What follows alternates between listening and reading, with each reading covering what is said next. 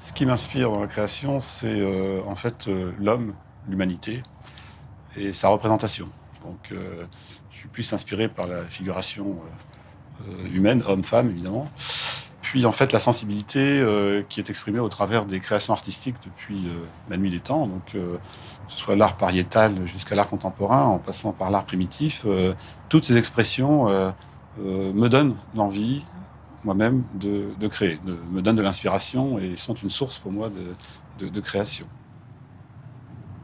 À travers cette œuvre, j'ai voulu exprimer le lien entre le passé et le présent. Donc, pour paraphraser Rodin, en fait, il s'agit non pas de reprendre le passé, mais de le transcrire pour notre époque, et donc aussi de faire en sorte qu'une œuvre vivante n'est pas une perpétuation d'une œuvre ancienne, mais une recréation et une continuation. Donc c'est un peu ça le trait qui m'a conduit à faire cette œuvre.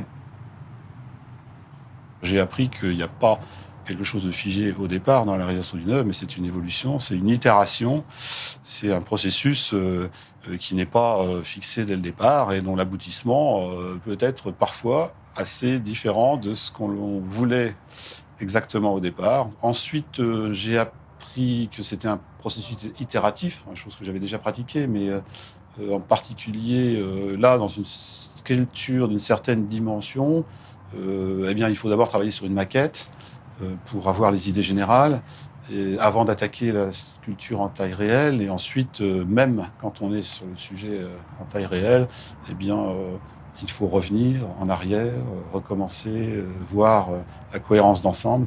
Donc ce processus itératif, je l'ai quand même bien approfondi au travers de cette œuvre. Ce que représente la création, c'est vraiment la matérialisation d'une émotion.